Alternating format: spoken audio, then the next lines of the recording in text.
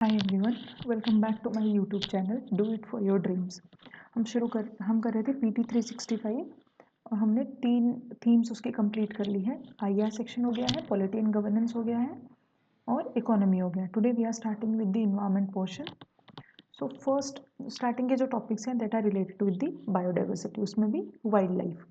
First topic है COP 16 to the UN CBD convention on biological diversity. Recently 16th COP हुई, just a second,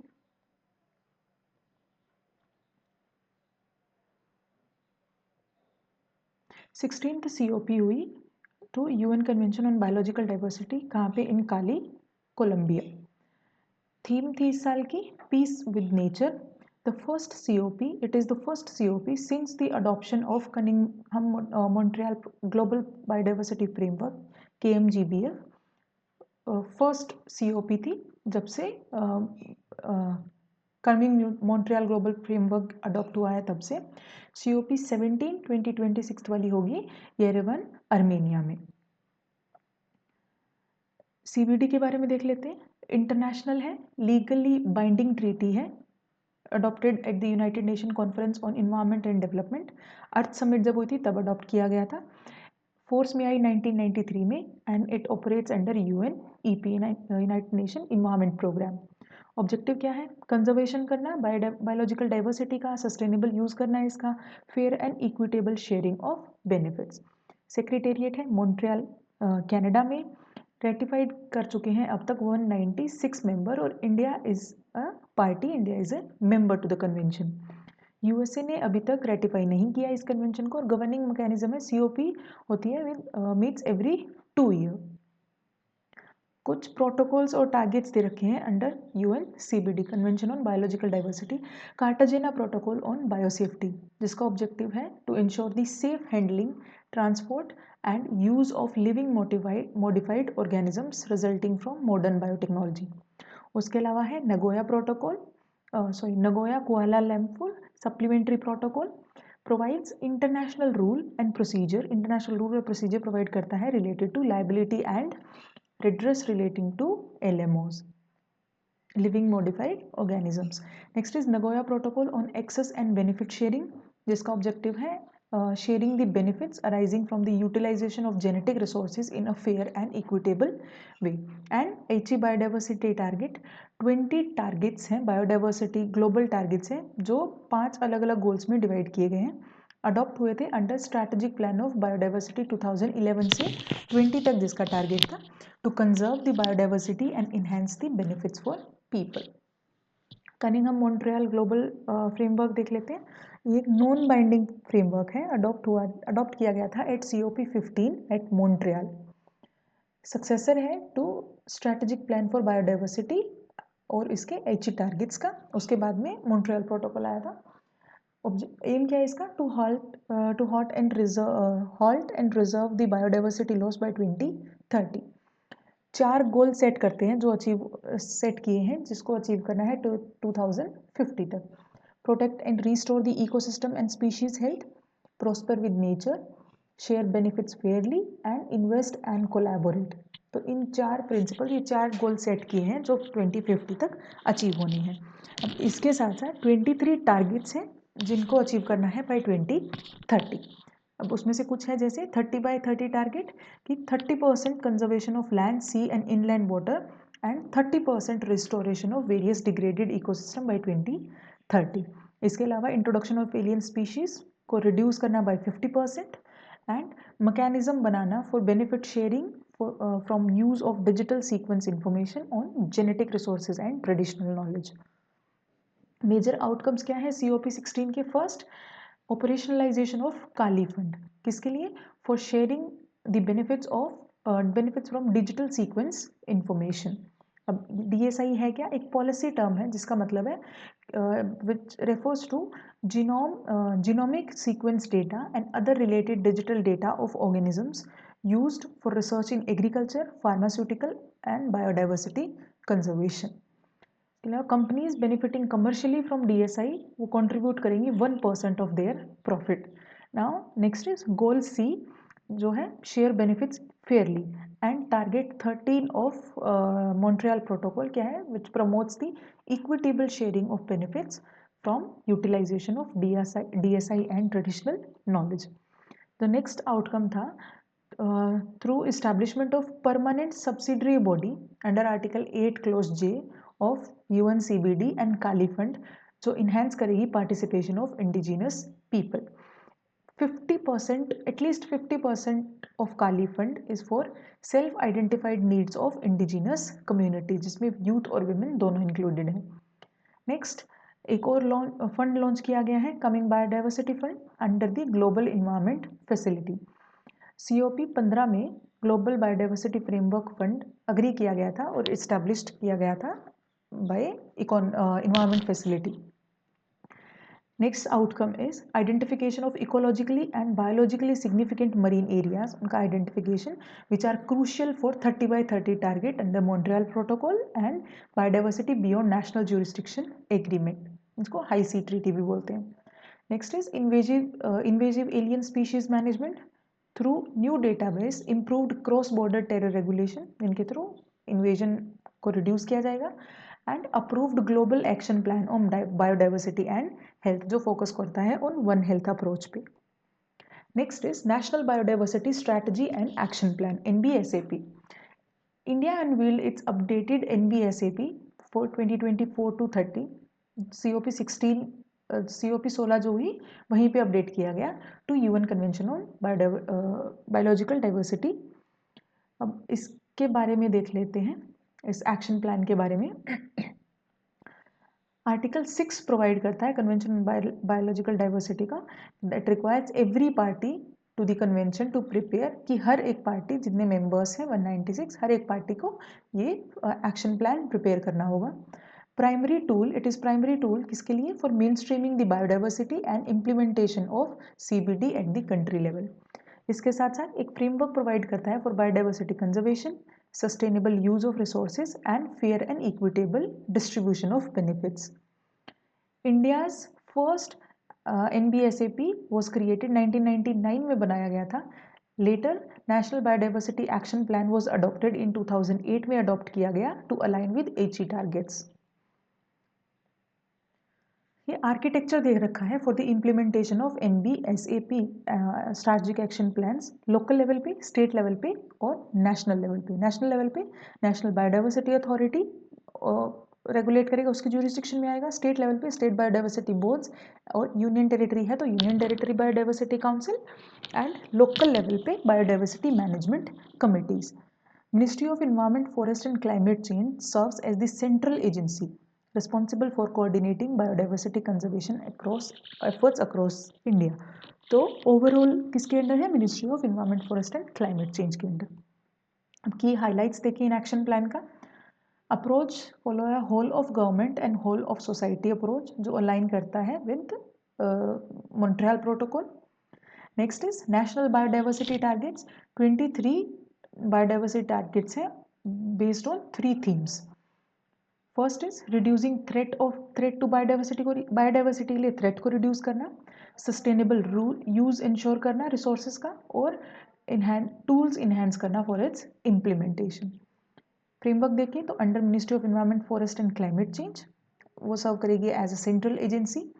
next इसी में enactment of biological diversity act 2002 develop, इस act के अंदर develop किए गए हैं मल्टी टीयर गवर्नेंस स्ट्रक्चर, जो हमने देखा कि नेशनल लेवल पे, स्टेट लेवल पे और लोकल लेवल पे।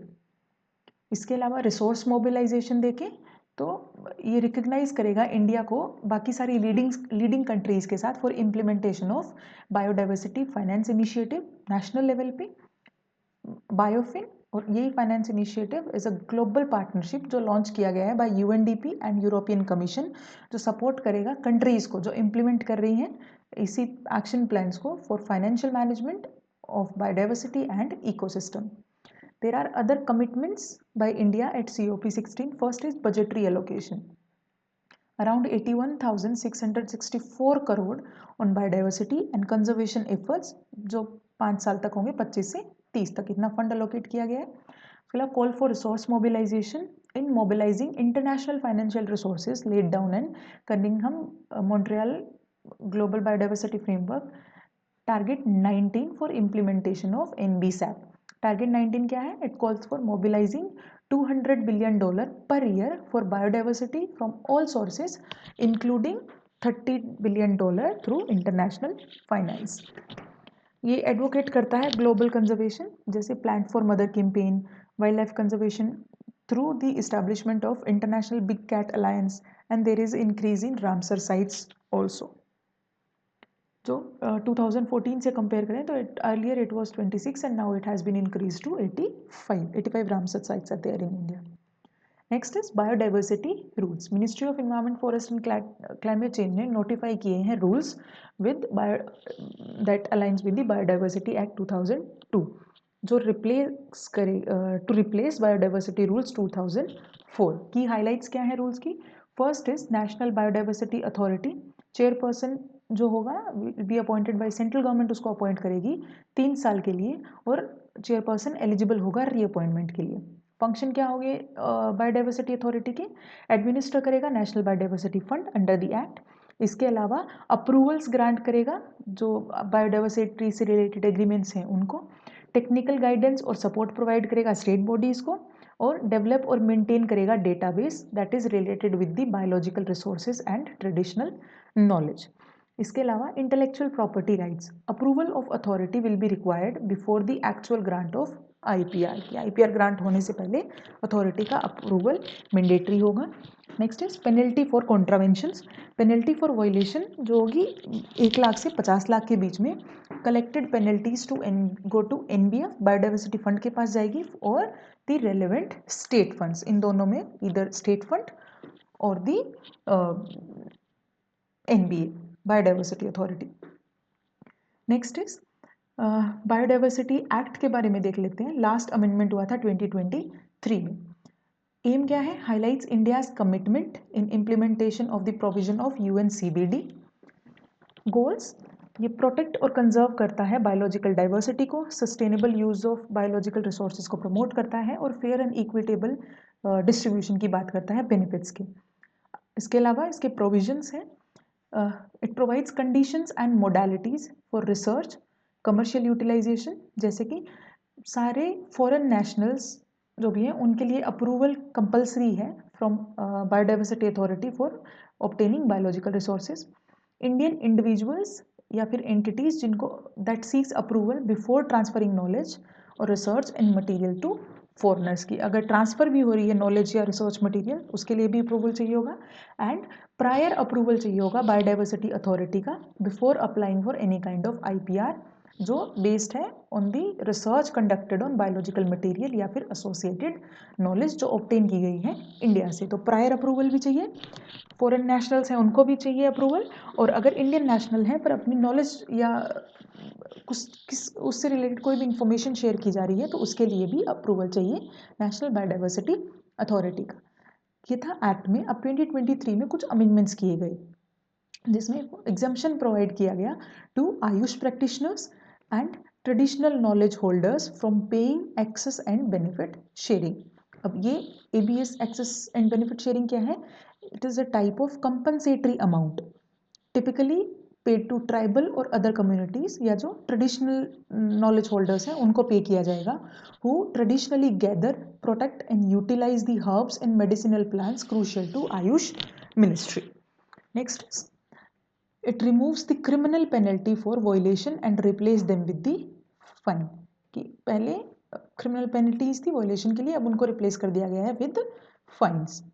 Next is institutional structure under the act. 3 tier implementation होगा नेशनल लेवल पे, स्टेट लेवल पे और लोकल लेवल पे. नेशनल लेवल पे नेशनल बायोडाइवर्सिटी अथॉरिटी जिसका हेडक्वार्टर है चेन्नई में. स्टेट लेवल पे स्टेट बायोडाइवर्सिटी बोर्ड्स होंगे, हमने देखा ये. और लोकल लेवल पे बायोडाइवर्सिटी मैनेजमेंट कमिटीज़ होंगी. Now SSB state biodiversity boards are not constituted for union territory. Union territories के लिए कॉन्स्टिट्यूटेड नहीं बनाए गए हैं. NBA exercises national biodiversity authority के पास पावर है, वो फंक्शंस करेगी at the state biodiversity at the functions of state biodiversity board for union territories. Next is कुछ इससे रिलेटेड और न्यूज़ हैं। गरुड़दक्षी, कर्नाटका ने लॉन्च किया है Garudakshi online FIR system to curb the wildlife crimes. अब ये क्या एक सॉफ्टवेयर है जो इनेबल करता है ऑनलाइन FIR, जैसे कि सेम जैसे पुलिस डिपार्टमेंट में होती है। ये बनाया गया है in collaboration with wild life trust of India. ये अलाउ करता है पब्लिक को कि वो कंप्लेंट रजिस्टर करे ऑन दी फॉरेस्ट ऑफेंसेस, और वो मोबाइल फ़ोन या ईमेल एड्रेस यूज़ करके भी कंप्लेंट रजिस्टर की जा सकती है। Next is related to forest. COP16 of UNCCD, Convention to Combat Desertification. Recently, some initiatives and reports have been launched at COP16 of UNCCD under chairmanship of Saudi Arabia.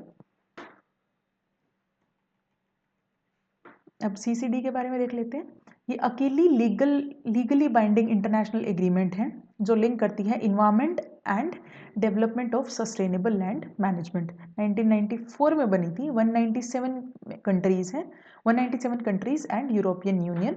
Objective है to protect land को protect करना और restore करना। Bottom up approach follow करती है जो encourage करती है participation of local people. Report publish करता है UNCCD ग्लोबल लैंड आउटलुक। इसके कुछ फ्लैगशिप इनिशिएटिव्स हैं। 2015 में land degradation neutrality target setting programme, जहाँ पे पार्टीज इन्वाइटेड थी to formulate voluntary targets to achieve land degradation neutrality. अब ये है क्या LDN, लैंड डिग्रेडेशन न्यूट्रलिटी? ये एक sustainable management of land resources है जो सपोर्ट करता है इकोसिस्टम सर्विसेज को और फूड सिक्योरिटी को। इंडिया ने भी कमिट किया है टू रिस्टोर 26 मिलियन हेक्टेयर्स जो 2030 तक रिस्टोर करेगा। 2017 में again the strategic framework 2018 to 30 adopt किया गया, जिसने अर्ज किया नेशंस को कि वो इनकॉर्पोरेट करें desertification and land degradation and drought concern इनकी रिस्पेक्टिव नेशनल पॉलिसीज में।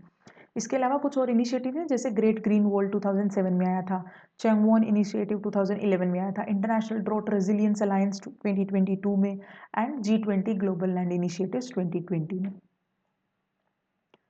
कुछ इनिशिएटिव्स दे रखे हैं। First is Riyadh drought resilience partnership, जो लेवरेज करता है पब्लिक एंड प्राइवेट फाइनेंस को कि support 80 of the most vulnerable drought hit countries, जिसमें पब्लिक प्राइवेट पार्टनरशिप पे चलता है। Next is world drought atlas, launch किया गया था by UNCCD with European commission, joint research centre and other partners. It depicts the systematic risk of drought across the critical sectors जैसे कि energy, agriculture, river, transport and trade. Next is international drought resilience observatory IDRO।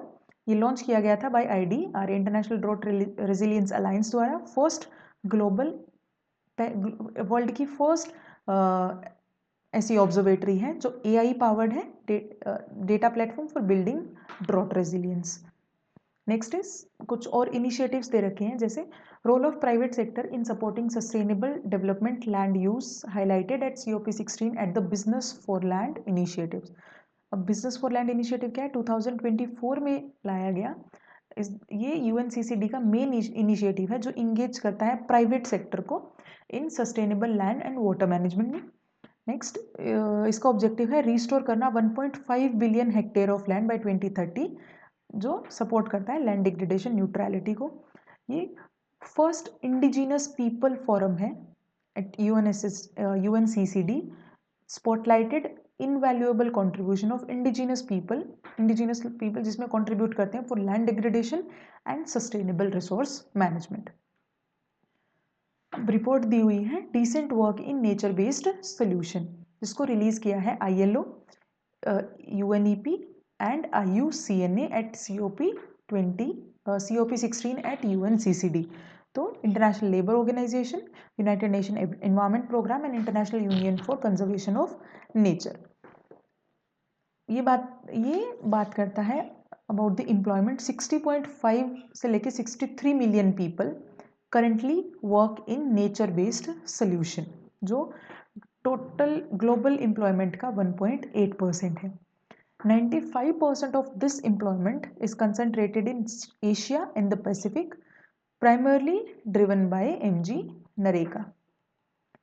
NBS are the action addressing key societal challenge through the protection, sustainable management and restoration of both natural and modified ecosystem. कुछ और reports हैं by UNCCD. It's stepping back from the precipice, transforming land management to stay within the planetary boundaries, जिसको release किया है Potsdam Institute for Climate Impact Research in collaboration with UNCCD. की highlights क्या है? ये impact दिखाता है land degradation का. It affects on the area of 15 million square kilometer and 1.2 billion people globally. और इसके साथ साथ ये बात करता है economic cost of land degradation की, जो एस्टिमेट की गई है between 6.3 to 10.6 US trillion dollar annually. इतना अफेक्ट होते हैं violences by the desertification. Next is forest ecosystem restoration. The secretariat of convention on biological diversity CBD marked the 10th anniversary of Forest Ecosystem Restoration Initiative FERI in 2024. 2014 में आया था. Collaborative project था developed by Korea forest service in cooperation with executive secretary of CBD. Mandate क्या था? Directly support करता है developing countries को for implementing the KMGBF. इसके फेरी के कुछ और इनिशिएटिव है. First is short term action plan on ecosystem restoration and we plan forest. एक डिसीजन है जो सपोर्ट करता है प्लेटफॉर्म को for tropical forest ecosystem restoration. It's about the forest ecosystem restoration. ये क्या है? ये इन्वॉल्व करता है returning trees to former forest land and improve the condition of degraded land. Restoration initiatives interventions basically focus करते हैं rehabilitation पे, reconstruction पे, रिक्लेमेशन पे एंड रिप्लेसमेंट में. मेजर ग्लोबल इनिशिएटिव्स जो स्टार्ट किए गए फॉर फॉरेस्ट रेस्टोरेशन. फर्स्ट है IUCN का फॉरेस्ट कंजर्वेशन प्रोग्राम, WWF का फॉरेस्ट फॉर लाइफ प्रोग्राम जो कंजर्व करता है बायोलॉजिकल डाइवर्सिटी को, REDD+ framework of UN which is working for sustainable management of forest and conservation of forest carbon stock, and forest and landscape restoration mechanism by Food and Agriculture Organization. India में भी कुछ steps लिए गए हैं. First is forest conservation act जो आया था 1980 में, जो रेगुलेट करता है फॉरेस्ट क्लियरिंग को. इसके अलावा national mission for green India जो which focus on restore and a forest different ecosystem. Compensatory afforestation fund management and planning authority जो स्टैट्यूटरी बॉडी इस्टेब्लिश की गई under FCA 1980.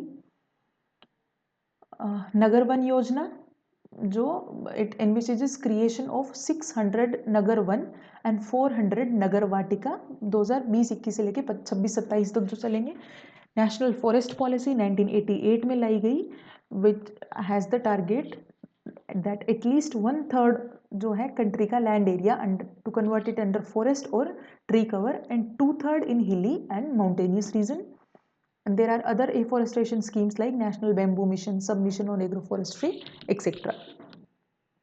Next topic is India State of Forest Report 2023. ये भी किसने release किया है? Ministry of environment, forest and climate change ने.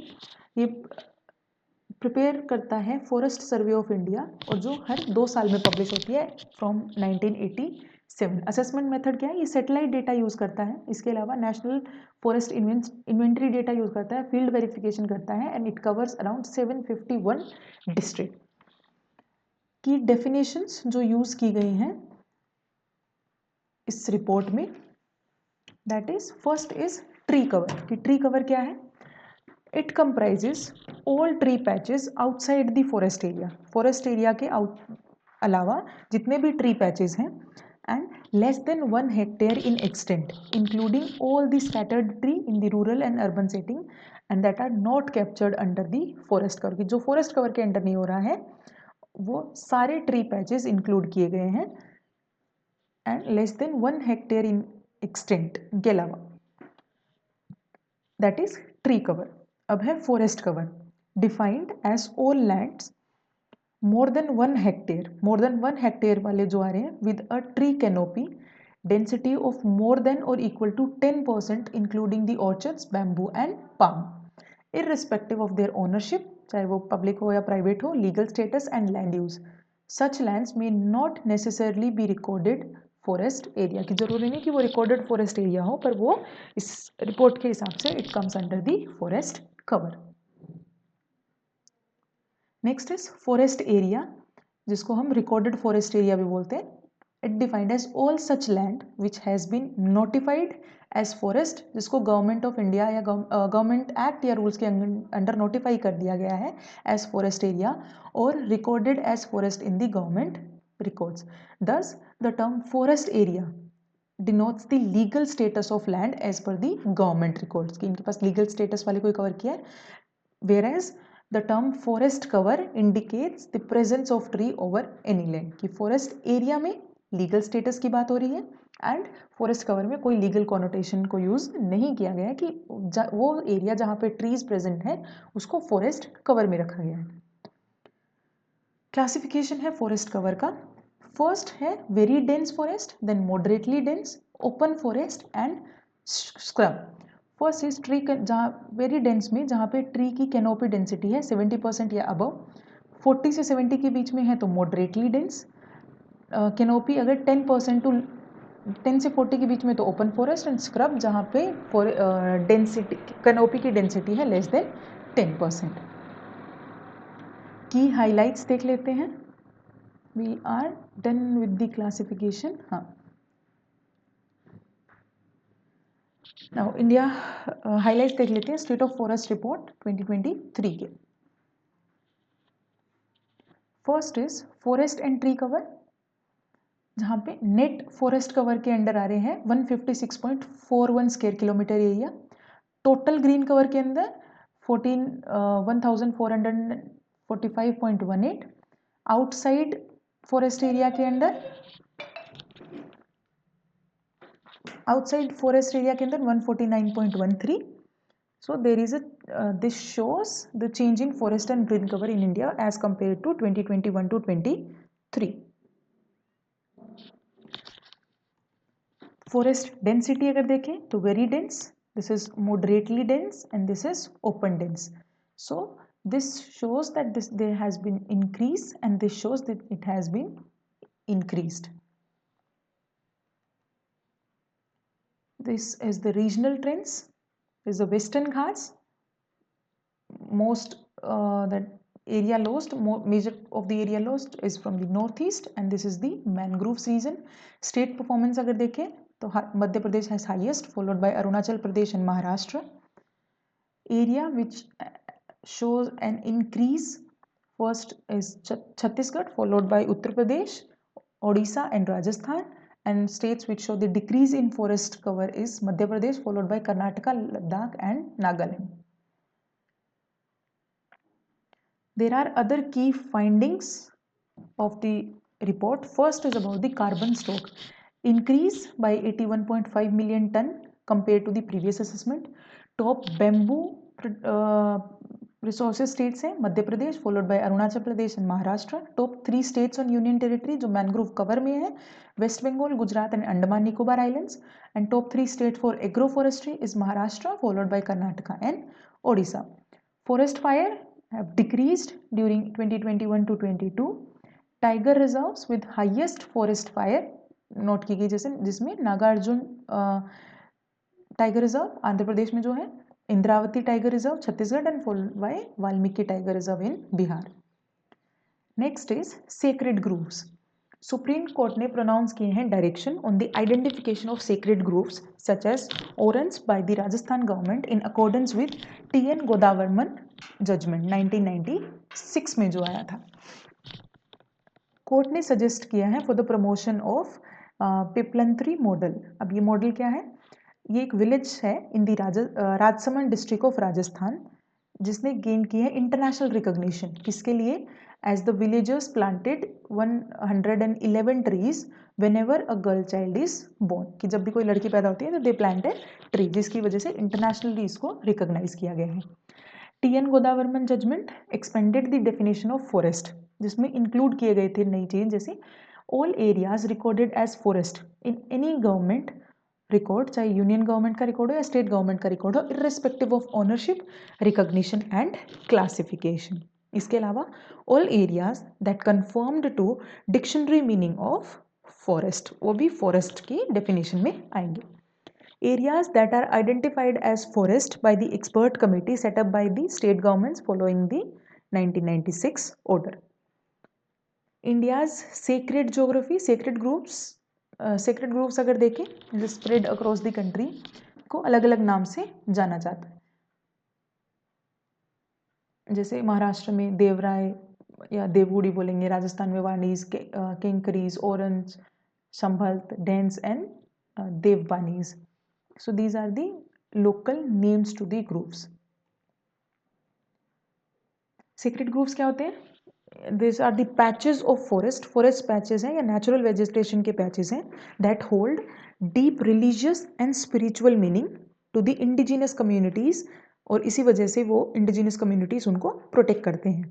India is having around 1 lakh to 1,50,000 sacred groups है according to IUCN. Next is living root bridges of Meghalaya. A sacred grove is a part of tentative list of UNESCO's World Heritage Site. So pretty important. Why there is a need for protection? Because they are culturally associated with particular deities या particular religious connotation. जैसे Sabarimala temple होगा केरला में. Next is cultural के साथ साथ economic and medicinal benefits भी हैं. Growth of life stock based economies, जैसे 41% of life stock in Barmer district of Rajasthan, जो कंप्लीटली डिपेंड करता है on the sacred grooves. Next topic is forest rights act 2006. The district level committee ने approve किया है community and individual right under forest right act 2006 to Nagarthu 1, Nagarthu 2 and Chinnarbathi tribal settlements in Annamalai Tiger Reserve, Tamil Nadu. अब forest right act के बारे में देख लेते हैं. Scheduled tribes and other traditional forest dwellers act, recognition of forest time, popularly जिसको FRA बोलते हैं, जो इनेक्ट हुआ था 2006 में, जिसका ऑब्जेक्टिव था कि जितने भी पास्ट हिस्ट्री में इनजस्टिस हुए हैं उनको रिवर्स करना टू फॉरेस्ट ड्वेलिंग कम्युनिटीज और उनका लाइवलीहुड और फूड सिक्योरिटी को इंश्योर करना. Forest rights which are recognised under forest rights act. First is दो तरह के राइट्स रिकॉग्नाइज किए गए, individual rights and community rights.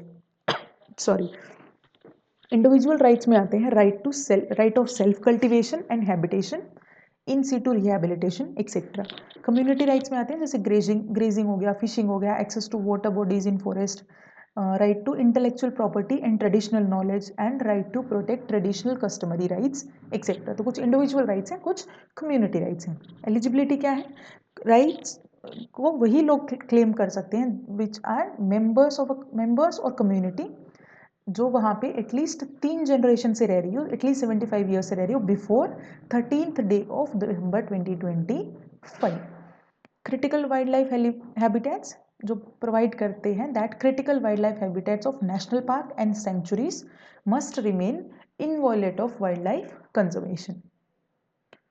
Authorities for vesting forest right. First is Gram Sabha, जो अथॉरिटी है जो प्रोसेस इनिशिएट करेगी टू डिटरमाइन द नेचर और एक्सटेंट, दोनों बताएगी इंडिविजुअल और कम्युनिटी राइट्स का.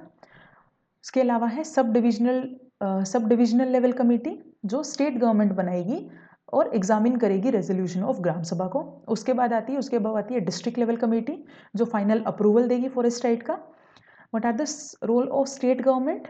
It is interested with task of implementation of forest right act. Implementation state government के पास है.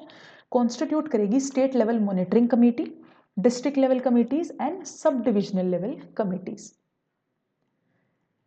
Next topic is Miyawaki forest. एक डेंस फॉरेस्ट है created in Pithoragarh Uttarakhand using the Miyawaki method has achieved 93% success rate. अब ये Miyawaki method क्या है? ये एक रिफॉरेस्टेशन टेक्निक है जो जापानीज ने डेवलप की थी. जापानीज बोटानिस्ट थी Akira Miyawaki, based on the potential natural vegetation concept. ये मियावाकी एक रिफॉरेस्टेशन टेक्निक है जो ओरिजिनेट हुई है जापान से. It is based on potential natural vegetation concept. Basically it deals with regeneration of forest, forest को regenerate किया जा रहा है by closely planting a variety of tree species, कि एक साथ प्लांट किया जा रहा है variety of tree species best suited for specified locality. Benefits क्या है इसके? High tree density, mitigation of noise and air pollution होगा और कार्बन सिक्वेस्ट्रेशन में हेल्प करेगा। कुछ लिमिटेशंस हैं, जैसे जेनेटिक डाइवर्सिटी लिमिटेड होगी, रिसोर्स इंटेंसिव होगी एंड ये पॉसिबल नहीं है कि सारी लोकेशंस पे सूटेबल हो। There are other effective area based conservation methods. Recently IUCN ने रिलीज की है guidance of OECMs, other effective area based conservation report on conservation of land, water and coastal areas through OECMs। OECM क्या है? They are geographically defined area other than protected areas. Protected areas के अलावा जो geographically defined है उनको OECMs बोलते हैं, other effective area based conservation measures. It is governed और managed to achieve sustainable long term outcomes. किसके लिए? For in situ conservation of biodiversity. एक होता है इन सीटू और एक होता है एक्स सीटू। अगर कंजर्वेशन सेम साइट पे हो रहा है तो दैट इज इन सीटू, अगर उसको किसी दूसरी जगह ट्रांसफर किया जाता है तो दैट इज एक्स सीटू।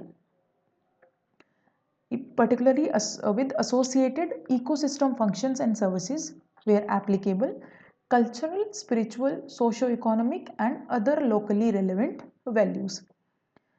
वो areas that are established as protected areas or lie within the protected area, वो identified नहीं, वो eligible नहीं होंगे as OECMs। It can be governed by government agency या प्राइवेट ग्रुप भी, जैसे NGOs या दूसरे इंडिजिनस पीपल भी एंड लोकल कम्युनिटीज, या फिर शेयर्ड अरेंजमेंट में भी हो सकता है। OECM's term first appeared in 2010 में आया था विद HE बायोडाइवर्सिटी टारगेट, जो इस्टेब्लिश किए थे कन्वेंशन ऑन बायोलॉजिकल डाइवर्सिटी ने। एट COP 14 जो 2018 में हुई थी, CBD adopted it's final definition. Next is wetlands, coastline and oceans.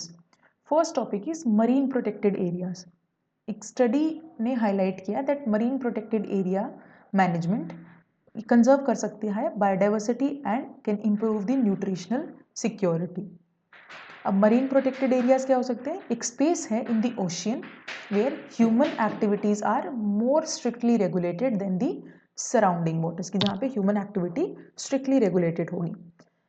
Special protection provide है for natural and historic marine resources by local, state, territorial, native, regional और national authorities को। Significance क्या है? ये जेनेटिक मटेरियल का reservoir होते हैं, shields the marine species from various threats, reference sites for the scientific research के लिए भी ऑप्शंस हैं या केपेबल हैं। It is nature based conservation and tourism को प्रमोट करते हैं, क्लाइमेट चेंज मिटिगेशन में हेल्प करते हैं। अब चैलेंजेस क्या क्या है मरीन प्रोटेक्टेड एरियाज के कंजर्वेशन में? First is about the enforcing regulations, दूसरा सब्सटेंशियल रिसोर्सेज की ज़रूरत है, रिक्वायरमेंट है उनकी, and it can impact the livelihood of local fishing communities. The global initiative to protect marine biodiversity, first is Kunming Montreal global biodiversity framework, जो protect करने की बात कर 30% of planet's oceans and land by 2030। इसके अलावा जिसको हम high सी treaty भी बोलते हैं, agreement on marine biodiversity of area beyond national jurisdiction and marine protected areas in India कौन कौन से? Gulf of Mannar marine park, Lothian island जो है वेस्ट बंगाल में, और गहिरमाथा जो है ओडिशा में। Next is coastal zone management programme. Recently ministry of environment ने अप्रूव किए हैं coastal zone management programme for 10 coastal districts of Kerala. Coastal zone management plan क्या है? स्ट्रैटेजिक फ्रेमवर्क है जो डिज़ाइन किया जाता है ह्यूमन एक्टिविटीज़ को मैनेज और रेगुलेट करने के लिए कोस्टल एरियाज में। अब कुछ कॉम्पोनेंट्स हैं कोस्टल जोन इस प्रोग्राम के। First is zoning and second is public participation. Zoning में ये it divides the coastal area, अलग अलग जोन में डिवाइड कर दिया जाता है with no development zone and coastal regulation zone. Just जैसे कि यहाँ पे एक्सप्लेन किया गया है, I guess coastal regulation zone ये हो गए, और एक है नो डेवलपमेंट जोन, ये हम कोस्टल रेगुलेशन जोन इसके बाद देख लेते हैं। First and the second is public participation, consider करता है the opinion and worries of local communities. इसके अप्रूवल के लिए प्री कंडीशन है फॉर स्टेट्स की to make the coastal regulation zone notification 2019 applicable बनाए उसको and avail the relaxed norms under it. Coastal regulation zone central government declare करती है coastal stretches को एंड द वाटर एरिया को up to its territorial water limit and exclude the islands of Andaman and Nicobar and Lakshadweep as coastal regulation zone. Ministry of Environment, Forest and Climate Change under Environment Protection Act 1986 ने issue किए थे first coastal regulation zone notification in 1991 and subsequently ये notify again notice किए गए in 2011 and further superseded by coastal regulation zone 2019। अब ये areas दिए गए हैं coastal regulation zone 1A 1B then 2 then 3A 3B and 4। For 1A is ecologically sensitive areas जैसे mangroves हो गए, कोरल्स या coral reef, sand dune, sand marshes etcetera. 1B में आएंगे इंटरटाइडल जोन जो एरिया है between low tide line and high tide line. Then coastal regulation zone 2 they are the developed land areas up to or close to shoreline till shoreline within the existing municipal limits or in the other existing legally designated urban areas. Now regulation zone area 3A area with the population density more than 2161 per square kilometer. In third A category area up to 50 meter from HTL high tide line on the landward side जिसको mark किया गया है as no development zone. On high tide line किस तरफ जो होगा उसकी landward side जो होगी that will be no development zone provided the coastal zone management programme have been approved. 3B वाली जो कैटेगरी है all other CRZ coastal region zone areas with the population density of less than 2161 per square kilometre, ये आ गया। इसके अलावा more than वाले 3A में और लेस देन वाले 3B में। In regulation zone 3B the area up to 200 metre from high tide line on the landward side shall be marked as no development zone. Then density अगर more than this required limit है तो up to 50 metres of high tide line और उसकी landward side, and अगर density is less than this then up to 200 meters from high tide line and landward side of that will be no development zone. Then coastal regulation zone 4, it constitute the water area and shall be further classified as 4A or 4B. Next topic is wetland accredited site. Recently Indore and Udaipur became the first two Indian cities जिन्होंने mark किया है global list of 31 accredited wetland cities under Ramsar convention on wetlands. तो इस WCO में यानी wetland city accreditation में आने के लिए 6 क्राइटेरिया है। First criteria is it contains Ramsar site providing ecosystem services with in city jurisdiction, city के अंदर इकोसिस्टम सर्विस प्रोवाइड कर रही है। Second, adopts the measure of wetland conservation and ecosystem service protection. Next, implemented wetland restoration and management measures. It integrates the wetland planning into the urban land use decision. Public awareness को promote करे and local participation को enhance करे in wetland decisions and establish local committee for wetland management and Ramsar accreditation. So these are the 6 criteria और इंदौर और Udaipur first 2 Indian cities ऐसे बनी है which have make up to the global list of 31 accredited wetland cities under Ramsar Convention. Indore में Sirpur lake जो Ramsar site है इसको recognise किया गया है as water bird congregation and it is being developed as bird sanctuary. Udaipur में it's surrounded by 5 major wetlands namely Pichola, Fateh Sagar, Rang Sagar, Swaroop Sagar and दूध तलाई। अब वेटलैंड सिटी एक्रेडिटेशन क्या है? एक वॉलंटरी एक्रेडिटेशन सिस्टम है जो अपॉर्चुनिटीज प्रोवाइड करता है सिटीज को कि वो वैल्यू करें अपने नेचुरल और ह्यूमन मेड वेटलैंड्स को to gain the international recognition and positive publicity. Next is it is approved at Uruguay at COP 12 of Ramsar convention. 6 साल के लिए वैलिड है, must be renewed filling each of the 6 criteria. तो ये सारे 6 criteria met होने चाहिए renew होने के लिए। सिग्निफिकेंस क्या है? ये कंजर्वेशन को प्रमोट करता है and wise of urban and peri urban wetlands. ये अमृत धरोहर इनिशिएटिव जो है ministry of environment forest and climate change का, उसके इम्प्लीमेंटेशन में भी हेल्प करेगा। Next, there are some organizations in the news. First is Intergovernmental Platform on Biodiversity and Ecosystem Services, IPBES. Headquarter है बॉन, Germany में।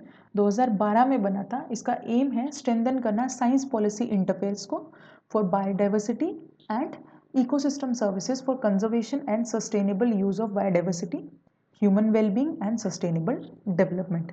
ये एक इंडिपेंडेंट इंटरगवर्नमेंटल बॉडी है, 147 मेंबर्स है और इंडिया इसका फाउंडिंग मेंबर है। सेक्रेटेरिएट यूएन बॉडी नहीं है but UNEP provides the secretariat. इसकी कुछ रिपोर्ट्स आती हैं या इंडेक्सेस आते हैं। First it is transformative change. It is a fundamental system wide shift in views, structure and practices, जिसमें basically way of thinking measure करता है, ways of organising and governing measure करता है and way of doing and behaving measure करता है। इसके अलावा there are 4 principles जो गाइड करते हैं ट्रांसफॉर्मेटिव चेंज को, that is equality and justice, pluralism and inclusion, respectful and reciprocal human nature relationship and adaptive learning and action. Next topic is related to the climate change. First is International Year of Glaciers Preservation. UN ने declare किया है 2025 को as international year of glaciers preservation. ये announce किया गया था on 21 March, that is celebrated as world day of glaciers, और every year celebrate किया जाता है। सेलिब्रेट किया जाएगा 2025 से शुरू होके। अब इस प्रिजर्वेशन प्रोग्राम के बारे में देख लेते हैं। इट इज़ को facilitated by UNESCO and world meteorological organisation. ये ग्लोबल अवेयरनेस रेज करेगा अबाउट दी कि ग्लेशियर्स का कितना क्रिटिकल रोल है in climate system and in hydrological cycle and social, economic and environmental impact जो है अर्थ का ऑन क्रायोस्फीयर, अर्थ के क्रायोस्फीयर पे। सिग्निफिकेंस क्या है ग्लेशियर्स का? There are more than 2,75,000 glaciers हैं वर्ल्ड में, जो कवर करते हैं area of around 7 lakh square kilometre, which accounts for 70% of global fresh water. There was some terms in the news. First is geoengineering. New study explores the diamond dust as a potential geoengineering strategy for cooling of planet. Benefits क्या है of using diamond dust? First, it will enhance the properties. It reflect light and heat effectively. That remains airborne longer and it is there is a less chances to clump together in atmosphere. और दूसरा ये safer alternative है and unlike the sulphur dioxide जिसमें risk ज़्यादा है, like acid rain and ozone depletion का। अब term देख लेते हैं कि क्लाइमेट इंजीनियरिंग या जियो इंजीनियरिंग है क्या। It is a large scale intervention in the earth climate system with an aim of जो ग्लोबल वार्मिंग को रिड्यूस करने के लिए होता है। 2 कैटेगरीज हैं जियो इंजीनियरिंग की। First is carbon dioxide removal और दूसरा solar radiation management. Carbon dioxide removal कैसे होगा? Direct air carbon capture and storage, DACCS, जो केमिकल प्रोसेस को यूज करता है, कैप्चर एंड सेपरेट, पहले कैप्चर करता है फिर सेपरेट करता है, देन कार्बन डाइऑक्साइड को स्टोर करता है, that is directly from ambient air, store directly from the ambient air. दूसरा जो मेथड है रिमूवल का, दैट इज ओशन फर्टिलाइजेशन, कि अगर हम न्यूट्रिएंट्स ऐड करें जिससे फाइटोप्लैंक्टन्स का ग्रोथ होगा और CO2 रिमूव होगा। Second is solar radiation management. First is stratospheric aerosol injection, inject करना रिफ्लेक्टिव पार्टिकल्स को such as sulphate aerosols into the stratosphere जो रिफ्लेक्ट करेंगे इनकमिंग रेडिएशन को। And second is marine cloud brightening, अगर हम salt injection of salt spray into shallow marine clouds, जिससे it will brighten them or that further will increase the reflection of sunlight. Next theme is pollution. First topic is ozone. National Green Tribunal took cognizance of the increasing level of ground level ozone, which is a key air pollutant and precursor to smoke. अब इसके बारे में देख लेते हैं, tropospheric ozone and ground level ozone के बारे में. इसी को ट्रोपोस्फेरिक ओजोन बोलते हैं कि this is troposphere up to the height of 10 kilometre. उसके ऊपर आता है स्ट्रेटोस्फेयर. अब ओजोन नेचुरली होती है स्ट्रेटोस्फेयर में. अगर वो ट्रोपोस्फेयर में आ रही है तो it is an air pollutant और it is a precursor to smog. O3 क्या है? ओजोन ऑक्सीजन का वेरिएंट है composed of 3 oxygen atoms. It occurs both in earth upper atmosphere and at ground level या ट्रोपोस्फेरिक ओजोन भी जिसको बोलते हैं. ट्रोपोस्फेयर में क्यों होती है? It is because created by the chemical reaction between man made emission. इसकी वजह से एक पावरफुल ग्रीन हाउस गैस की तरह एक्ट करती है इन lower troposphere. And it is an air pollutant जो ह्यूमन हेल्थ के लिए भी, क्रॉप प्रोडक्शन के लिए भी और एंटायर इकोसिस्टम के लिए हार्मफुल है. स्ट्रेटोस्फेयर में नेचुरली प्रेजेंट होती है. ये अर्थ को प्रोटेक्ट करती है फ्रॉम सन्स अल्ट्रावायलेट रेज. कि अगर यहाँ पे ओजोन है तो it will protect from the sun ultraviolet rays to reach the troposphere. Genesis देखें GLO का, ग्राउंड लेवल ओजोन का. तो एक शॉर्ट लिव्ड सेकेंडरी पॉल्यूटेंट है जो बनता है because of atmospheric reaction in presence of sunlight. Responsible factors कौन कौन से हैं? High temperature and emission of precursor pollutants, जिनकी वजह से जैसे नॉक्स हो गया, ऑक्सीडाइड्स ऑफ नाइट्रोजन या वोलेटाइल ऑर्गेनिक कंपाउंड्स, इनके एमिशन की वजह से they can be ozone in the troposphere. Sources अगर देखें, sources of precursor pollutant, vehicular emission हो रहा है तो फॉसिल फ्यूल की वजह से भी, ऑयल रिफाइनरीज की वजह से भी, और एग्रीकल्चर सेक्टर की वजह से जो एमिशंस हो रहे हैं उसकी वजह से भी ozone can be, the presence of ozone can be there in the troposphere. Now, Central Pollution Control Board has set the following national ambient air quality standards for GLO, ground level ozone.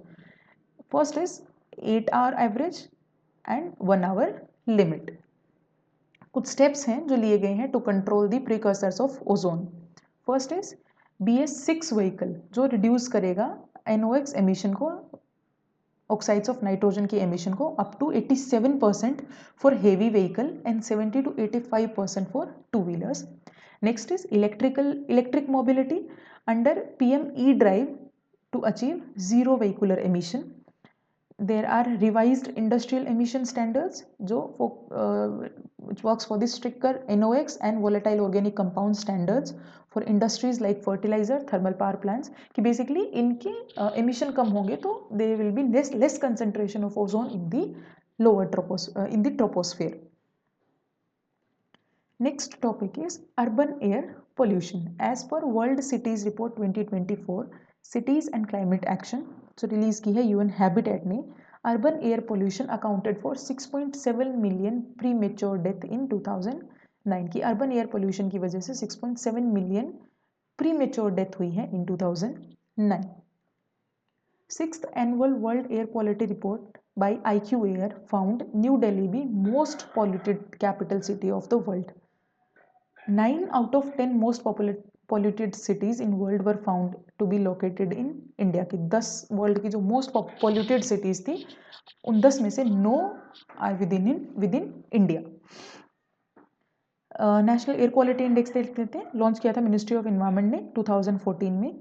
1 number 1 colour 1 description. अगर it ranges from 0 to 50 it's a good air quality, 51 to 100 is satisfactory, 101 to 200 that is moderately polluted area, 200 1 से 300 तो poor, 3 to 400 very poor, and if it is between 401 to 500 it is severe. कुछ monitored prominent pollutants तो PM10, PM2.5, NO2, SO2, ozone etc. Reasons क्या है urban air pollution के? First is related to meteorological and geographical factors, जैसे low rainfall है या circulation of wind नहीं हो रहा है जिसकी वजह से देयर इज हाई या stagnant pollution level. Next is air shed dynamics. Regional air pollution spreads through wind patterns. Dust storms अगर देखें, dust from Sahara and Thar desert that are rich in nitrates, जो कंट्रीब्यूट करते हैं to surface ozone formation. इसके अलावा topography, जैसे northern India low lying terrain है जो पोल्यूटेंट्स को ट्रैप कर लेता है एंड जो ब्लॉक करता है उनका dispersion. Next is temperature inversion, winter condition trap the cooler air near the ground, जो प्रिवेंट करता है पोल्यूटेंट का डिस्पर्सल। एंड एग्रीकल्चर प्रैक्टिसेस जैसे कि stubble burning, they also contribute to the urban air pollution. Next is urban and industrial factors भी हैं, जैसे construction या डिमोलिशन वेस्ट हो गया, high vehicle density, population density ज़्यादा है तो व्हीकल डेंसिटी भी सब्सिक्वेंटली ज़्यादा होगी जैसे। And next is unscientific waste disposal, अगर प्रॉपरली नहीं हो रहा है तो इंडस्ट्रियल एमिशंस हो रहे हैं, तो उसकी वजह से भी they combinely contribute to the urban air pollution. इससे रिलेटेड कुछ न्यूज़ हैं। Air quality dashboard by ICI MOD, it is international centre for integrated mountain development, has unveiled an air quality dashboard. अभी एयर क्वालिटी डैशबोर्ड क्या है? ये combine करता है ground sensor data with satellite imagery, जो provide करता है comprehensive view of air pollution across local, sub regional and regional scales. It is powered by weather research and forecasting model coupled with chemistry, WRF chem। Model ये बताता है कि there is model reveal करता है alarming spread of PM 2.5 plumes across the region including hotspots like Lahore, New Delhi and Kolkata. PM 2.5 और PM 10 क्या है? PM 10 है वो पार्टिकल्स दैट आर 10 माइक्रोन्स और less in diameter, and 2.5 that are 2.5 microns और लेस इन डायमीटर। 2.5 या उससे कम वाले PM 2.5 में आते हैं और 10 या उससे कम वाले PM 10 में आते हैं। Next topic is annual ground water quality report 2024। किसने रिलीज की है? मिनिस्ट्री ऑफ जल शक्ति।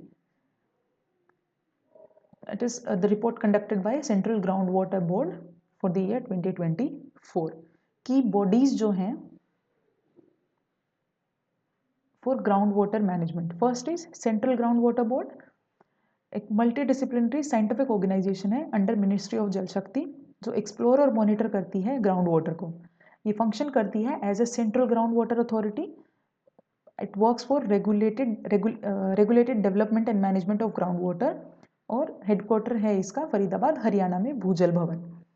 Next is central water commission, एक टेक्निकल बॉडी है फॉर वाटर रिसोर्स मैनेजमेंट, जो कोऑर्डिनेट करती है विद स्टेट गवर्नमेंट। किस किस के लिए? फ्लड कंट्रोल के लिए, इरिगेशन के लिए, नेविगेशन के लिए, ड्रिंकिंग वाटर के लिए और हाइड्रो पावर प्रोजेक्ट्स के लिए। इसके 3 विंग हैं, एक है design and research wing, river management wing and water planning and project wing.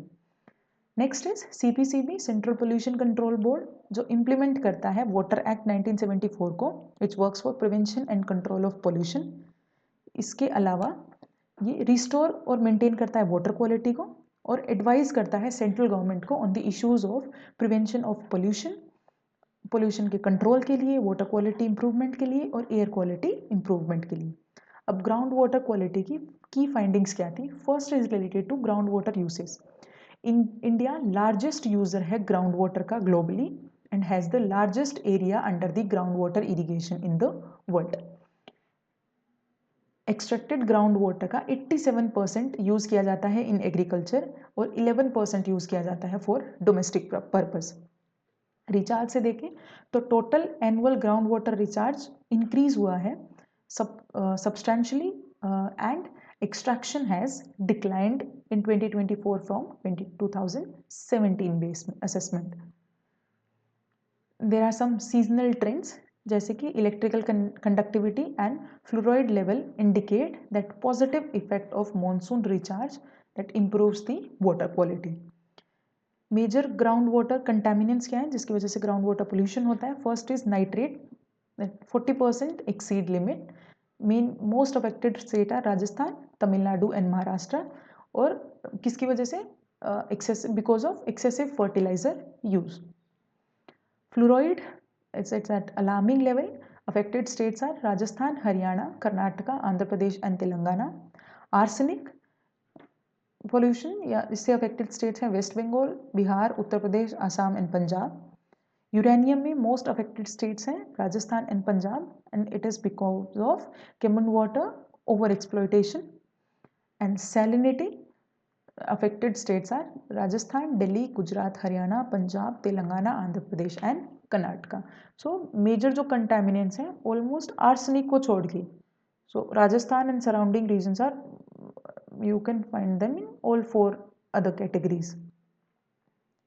Next topic is draft solid waste management rules 2024. Ministry of environment forest and climate change ने release किए हैं draft solid waste management rules 2024 for wider public consultations. कुछ statutory provisions बताते हैं. Solid waste management rules 2024 amend and expand upon the solid waste management rules of 2016. Solid waste management rules क्या हैं? They are issued under Environment Protection Act 1986. CPCB and SPCB responsible bodies हैं for enforcing the pollution control guidelines, including the rules under Environment Protection Act 1986. Implementation date: the rules are set to come in force 1 अक्टूबर 2025 से, जो provide करेगा एक transition period for stakeholders. Key features क्या है इन draft rules के? First, monitoring and compliance. CPCB एक centralised online registration establish करेगा for annual reporting. Circular economy focus, ministry of housing and urban affairs apex coordinating body होगी to drive the circular economy initiative, while CPCB shall drive and monitor the circular economy initiative. Waste segregation, अलग अलग segregation होगा बायोडिग्रेडेबल्स का और non डिग्रेडेबल्स का. इसके अलावा extended producer responsibility. It covers all waste generators including bulk generators. Environmental compensation based on polluter pay principle. कि responsible कौन होगा? Because of whom the pollution is been created. Next is agricultural waste management. Local bodies जैसे कि gram panchayat, they mandated to prevent burning of agricultural waste. And processing requirements हैं कुछ जो encourage करेगा on site waste processing को. They will be stricter implementation timeline and responsibilities होगी local bodies की. About solid waste management in India. Solid waste management क्या होता है? कोई भी डिस्कार्डेड मटेरियल जैसे कि गार्बेज हो गया, ट्रैश हो गया या रिफ्यूज हो गया. कैटेगराइजेशन, इस वेस्ट को पर्टिकुलरली 6 टाइप्स में कैटेगराइज किया गया. Municipal waste, hazardous, electronic, biomedical, plastic and construction waste. Status, annual waste generation होता है 62 मिलियन टन प्लस. कलेक्शन जो होता है 43 मिलियन टन होता है और it only 12 million tons had been treated. Remaining 31 million ton dumped in water yards, waste yards. Excuse me. There are some initiatives to promote the effective solid waste management in India. First is Smart Cities Mission, जो cover करता है over 60 cities to manage solid waste with increased technology use, improving route management, efficiency of collection and daily management. स्वच्छ Bharat mission ग्रामीण and स्वच्छ Bharat mission urban. ग्रामीण का phase 2 है mission का, जो फोकस करता है proper management of solid waste at village level. और अर्बन जो है वो लॉन्च किया गया था 2014 में साइंटिफिकली मैनेज करने के लिए म्यूनिसिपल सॉलिड वेस्ट को throughout India. Swachh Bharat mission urban 2.0 that aims to achieve garbage free status for all urban areas. इसका टारगेट है 2026. अगर ग्लोबली देखें तो UNEP international environment technology centre जो है जापान में, जो फोकस करता है on the proper treatment of special waste, जिसमें आते हैं electronics, agriculture biomass and plastic in the developing countries. Next topic is environment protection, manner of holding inquiry and imposition of penalty rules 2024.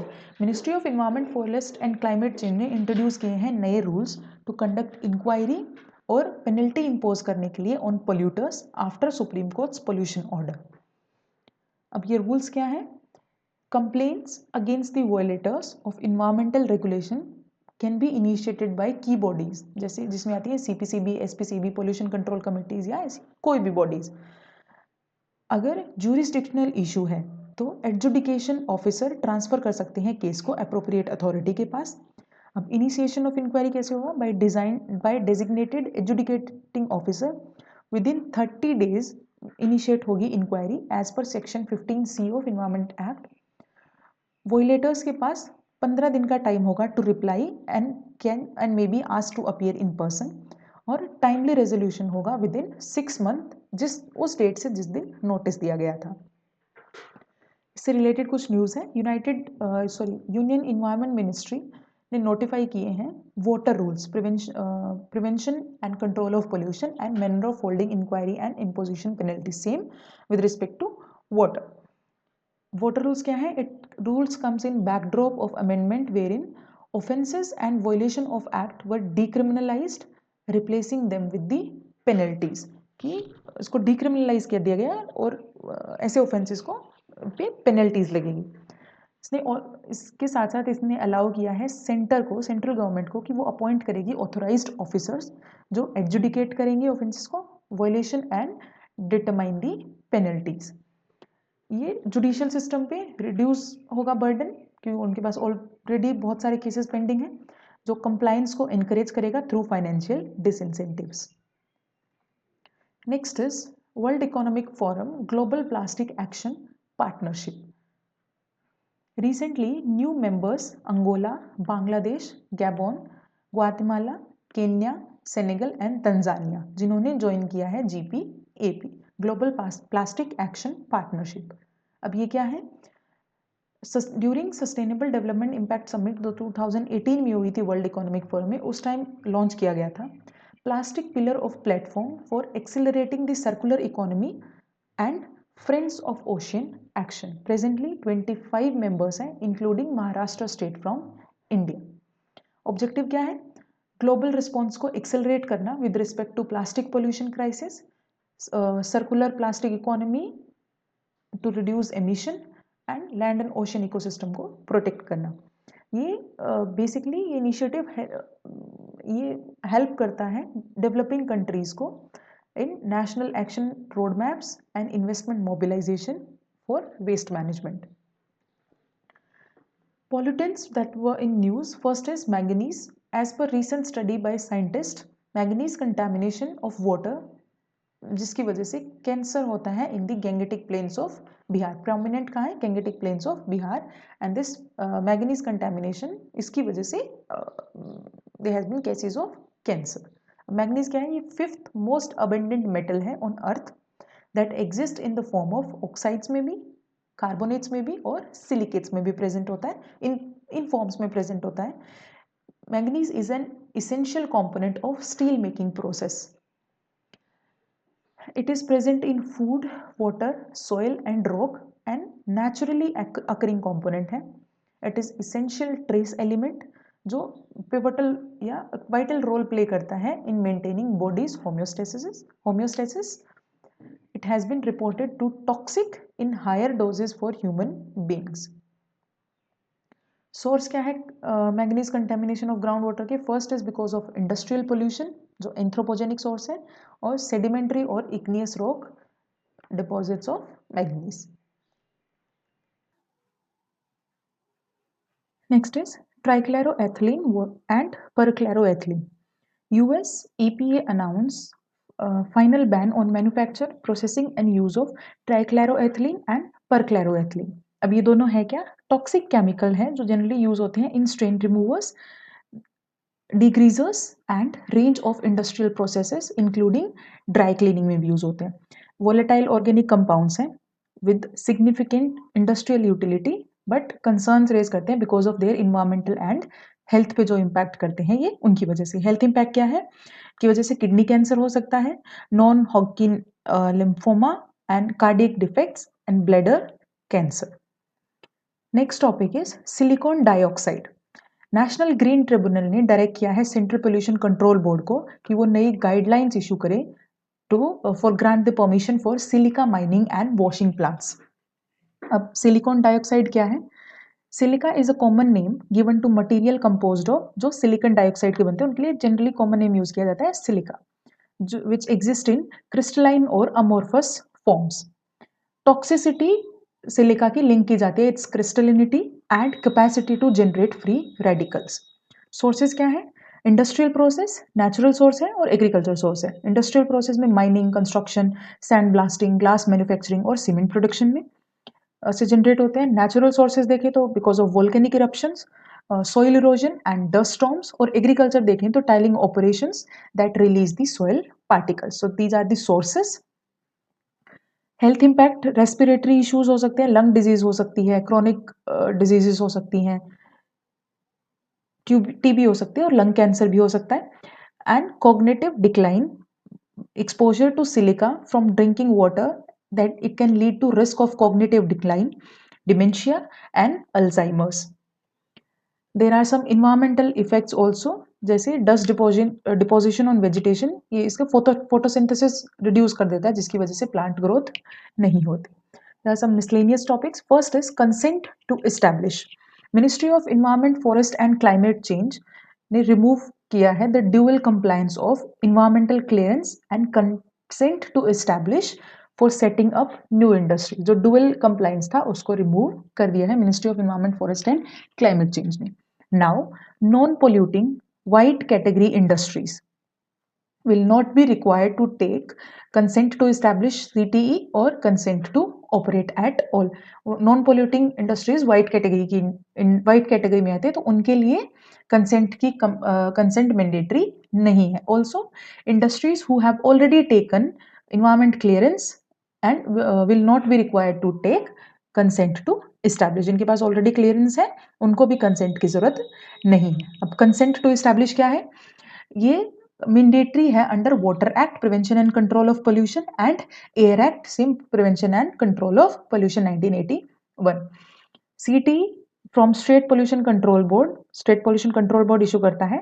जिस state में industry establish हो रही होगी उस respective state का बोर्ड रिक्वायर्ड टू इंडस्ट्रीज जो discharge करती हैं एफ्लुएंस और इमिट करती हैं pollutants in the environment.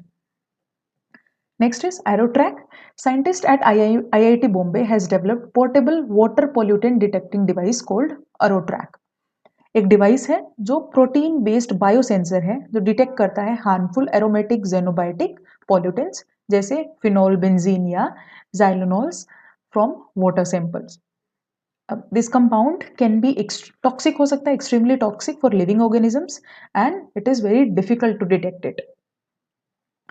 It is engineered with the protein DNA sequence. ये biosensor protein engineering के बाद develop हुए with protein DNA sequences senses different pollutants and LED phototransistor relays the result through light of varied intensities. Significance क्या है? Low cost है, battery operated है, that can revolutionize the water quality testing. So basically जैसे इस respect में important क्या है, जैसे ये टर्म आ गई हाउ इट इज या किस फील्ड से रिलेटेड है, तो it is a water pollutant detecting device. Next topic is river cities alliance. Ganga उत्सव 2024 ऑर्गेनाइज हुआ था रिसेंटली, जिसको ऑर्गेनाइज किया था national mission for clean Ganga ने. It witness the participation from several river cities under the river city alliance. अब river city alliance क्या है? एक ऑर्गेनाइजेशन है जिसमें 145 रिवर सिटीज हैं जो पार्टिसिपेट करती हैं nationwide and it is open to all river cities. वो सारी सिटी इसमें पार्टिसिपेशन के लिए एलिजिबल हैं जिसमें कोई ना कोई रिवर फ्लो करती हो. ऑब्जेक्टिव क्या है? प्रमोट करना हेल्दी अर्बन रिवर्स को through river sensitive and urban planning, water secure cities के लिए कॉन्ट्रीब्यूट करना and foster inclusive and sustainable urban development. उसके अलावा एक प्लेटफॉर्म प्रोवाइड करता है मेंबर सिटीज को for sustainable management of urban rivers और शेयर करता है best practices supporting the innovations. Next theme is sustainable development. First is green GDP. Recently Chhattisgarh became the first state, Chhattisgarh पहला ऐसा स्टेट बना जिसने ग्रीन जीडीपी अडॉप्ट किया है. This move highlights the direct link between environment contributions of forest like clean air, water conservation, biodiversity etc. and the state economic progress. तो environmental contribution को और state की economic progress को link किया है. Forest accounts for Chhattisgarh 44% of land को, छत्तीसगढ़ का 44% area forested है जहाँ पे which forest produce like tendu leaves contributing to the rural economy. Green GDP coined हुई थी टर्म इन लेट 1980s में. ग्रीन जीडीपी क्या होती है? मतलब ये environmentally adjusted green domestic fund है. जीडीपी अब उसमें एडजस्ट किया जाए इन्वायरमेंटल इम्पैक्ट जो हुए हैं या फिर इन्वायरमेंट को जो लॉस्ट हुआ है, उस एडजस्टमेंट के बाद जो जीडीपी आई है उसको हम बोलते हैं ग्रीन जीडीपी। जैसे green GDP net domestic product जितना है minus cost of depletion of natural resources and cost of degradation of ecosystem. तो इनकी जितनी टोटल कॉस्ट है उसको एडजस्ट करने के बाद, उसको सब्ट्रैक्ट करने के बाद जो रिमेनिंग जो बचेगा उसको हम बोल रहे हैं ग्रीन जीडीपी। अब जरूरत क्या है ग्रीन जीडीपी की? जीडीपी जो ग्रोस डोमेस्टिक प्रोडक्ट हम कैलकुलेट करते हैं उसमें हम ना तो इन्वायरमेंटल डिप्लीशन को कंसीडर करते हैं ना ही डिग्रेडेशन को कंसिडर करते हैं, हम सिर्फ उसमें इकोनॉमिक गेन की बात करते हैं, हम नेचर को कंसीडर ही नहीं कर रहे। So hence raises the requirement for green GDP. For instance, cutting down a rainforest and selling the timber increases the GDP but harms long-term well-being and growth. Green GDP accounting initiatives SEEA 1993 में आया था, UN framework है किसके लिए? For standardising the environmental economic statistics. Next is waves, world bank initiative है जो integrate करता है नेचुरल कैपिटल को into economic accounts.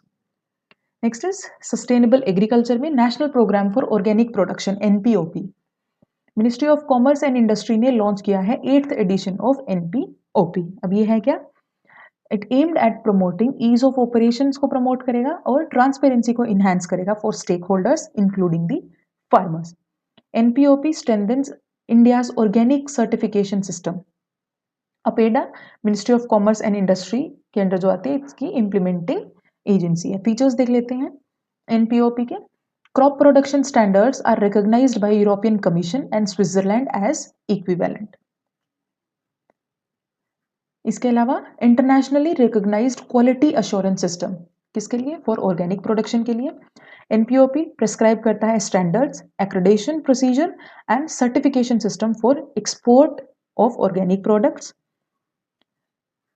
Grover group certification for small farmers and TraceNet provide करता है एक वेब बेस्ड ट्रेसेबिलिटी सिस्टम है किसके लिए? जो ऑर्गेनिक प्रोडक्ट्स एक्सपोर्ट हुए हैं उनके लिए। की हाइलाइट्स क्या है इस 8th एडिशन की? The simplified the certification, organic grower group has been granted legal status in place of internal control system. इसकी जगह उसको लीगल स्टेटस प्रोवाइड कर दिया, तो सिंप्लीफाइड कर दिया है सर्टिफिकेशन सिस्टम को।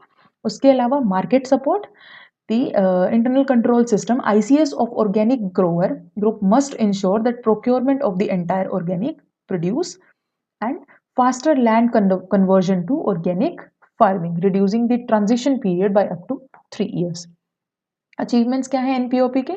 ग्लोबल रैंकिंग में देखिए इंडिया रैंक करता है first in the world in organic producers and second in organic agricultural land. Certified area, the total certified area reaches to 7.3 million hectare 2023-24 के हिसाब से, जिसमें सबसे ज्यादा है मध्य प्रदेश के पास followed by Maharashtra and Rajasthan. Organic export अगर देखें तो प्रेजेंटली ₹4007.91 करोड़ का एक्सपोर्ट प्रोजेक्ट किया जा रहा है, प्रोजेक्ट एक्सपोर्ट है और प्रोजेक्ट किया जा रहा है कि नेक्स्ट 3 इयर्स में ये 20,000 करोड़ तक पहुंच जाएगा। Next is kodo millet. Recently, consumption of kodo millet was considered to be the reason behind the death of wild elephants in Madhya Pradesh, Bandhavgarh Tiger Reserve.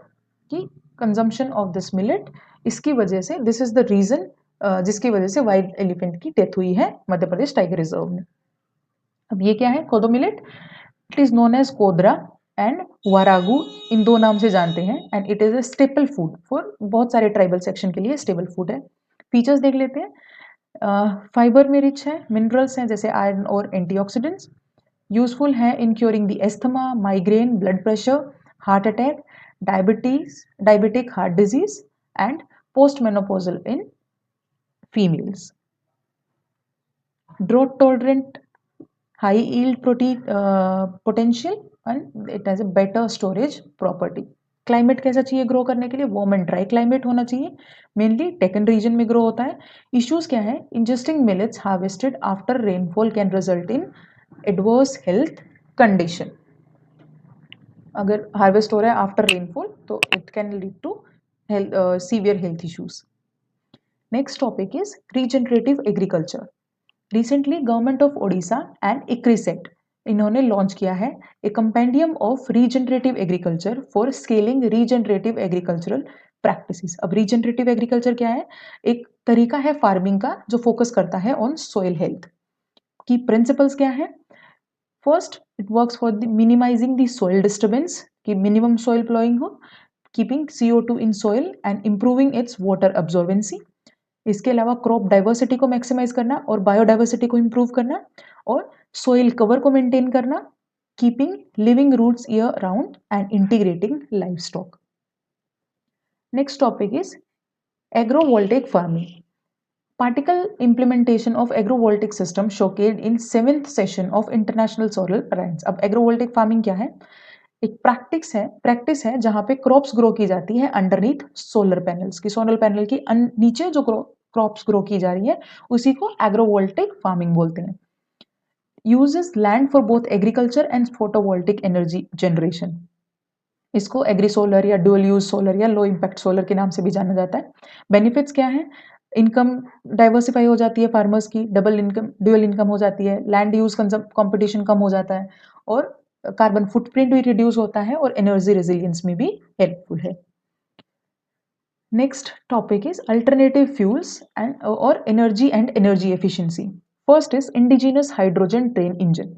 Indian railway minister ने announce किया है कि world की most powerful hydrogen fuel run train engine develop किया जाएगा with 1200 horsepower. Only 4 countries, सिर्फ 4 countries ऐसी हैं जिनके पास हाइड्रोजन पावर ट्रेन्स हैं and who are the capable of producing around 500 to 600 horse power. Germany first है, then followed by France, Sweden and China. All hydrogen powered rail vehicles whether large और small, इनको कैटेगराइज किया जाता है as hydrail, whether the fuel is used for traction motors, auxiliary system or both.